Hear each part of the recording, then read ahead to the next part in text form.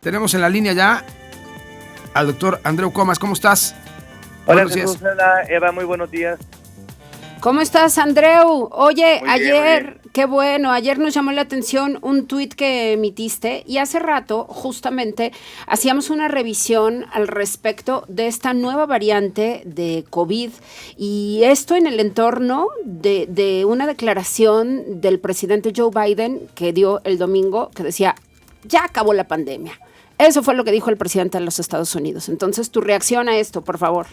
Pues bueno, las pandemias no se acaban por decreto político. Sí vamos en una fase en donde ya la pandemia va a pasar a algunas partes del mundo en endemia, es decir, una transmisión baja y continua, y en otras partes epidémicas, es decir, tener brotes invernales.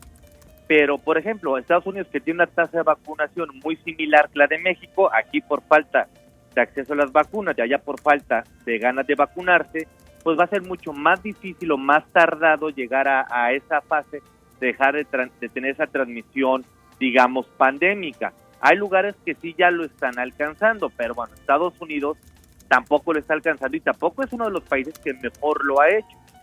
Y, por ejemplo, hay que entender que aunque ahorita sí vamos en la fase de descenso de la pandemia, porque en México, a nivel nacional, ha habido ya un descenso importante, ya entramos en la parte más baja a nivel nacional. A nivel estatal no, a nivel estatal nos estamos manteniendo por ahí del promedio de los 130 a 150 casos diarios, cuando lo ideal sería tener, por el tamaño de nuestra población, menos de 25 casos diarios.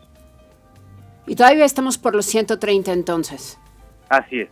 Bien, está la variante, esta variante BA4.6, de la que entendemos y ya también las agencias noticiosas han estado emitiendo comunicados con pues estas opiniones de parte de expertos de la Universidad de Columbia, entre otras, que dicen, a ver, pues esto en invierno justamente esta variante está extrapolando y entonces va a superar a la BA5 y se va a volver dominante. Entonces, ¿cuál es tu visión con respecto a esto en particular y al invierno que viene? Sí, vamos a tener un invierno complicado, sobre todo desde el punto de vista médico, porque efectivamente vamos a tener alguna subvariante de Omicron que sea la que predomine, y sí, efectivamente, el riesgo de que sea una subvariante no de BA5, sino BA4 es alto. ¿Esto qué nos va a llevar? A tener un pico muy alto, pero que dure poco tiempo.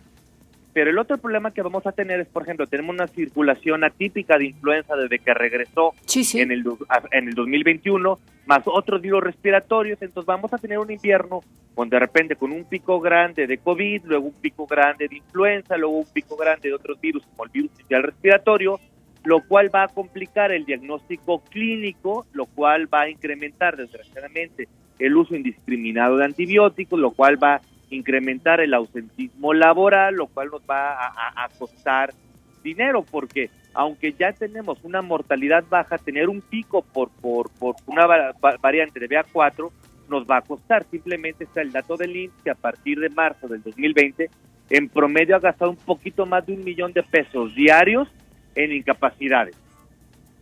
Bien, y entonces estos tres factores pueden reunirse en el invierno, o esa es la proyección que tú haces, y nos encontraríamos con influenza, que seguimos sin vacunas, ¿no? Yo lo mencionaba hace un instante. Así es.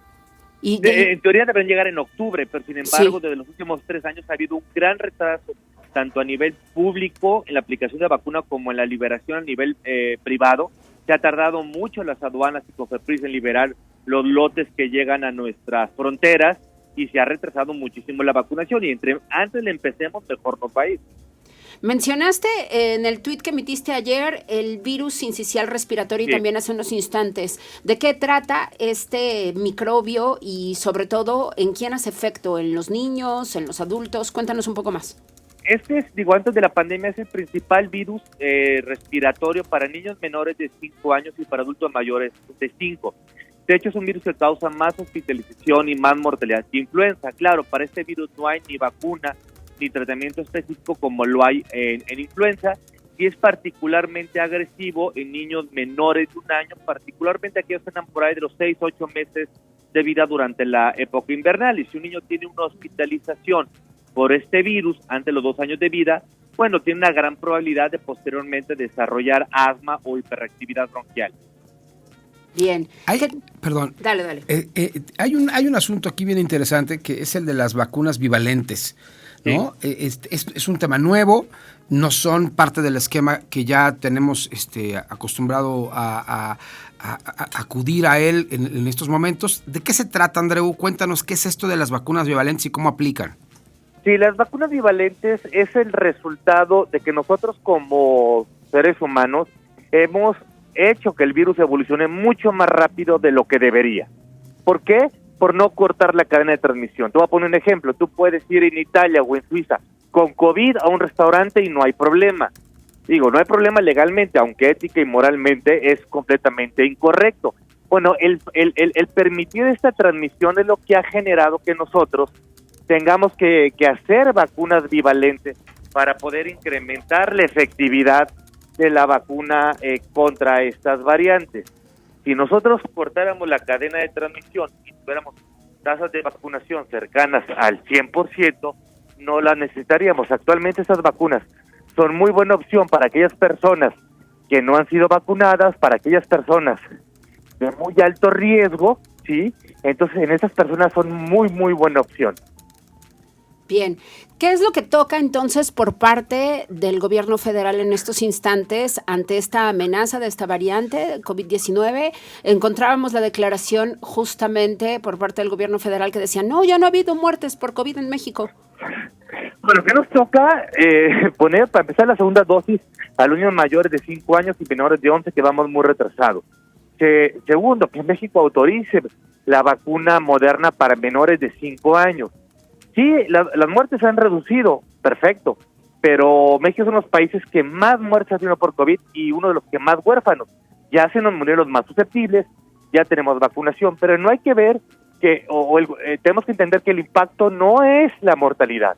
Por ejemplo, el ausentismo laboral, que al IMSS le cueste cada día esta pandemia 1 millón de pesos, es una locura. Todas las personas que porque se infectan van a desarrollar COVID largo, y no van a poder trabajar o tener una buena calidad de vida, también nos va a afectar. Entonces tenemos que entender que el impacto de la pandemia va más allá únicamente de la mortalidad. Si nosotros nos fijamos nada más en la mortalidad, tiene una visión muy corta. Entonces tenemos que evitar que haya contagios para tener una reactivación económica segura, pero potente. Mientras no lo hagamos, vamos a tener una reactivación económica muy tibia con costos sociales y de salud muy altos.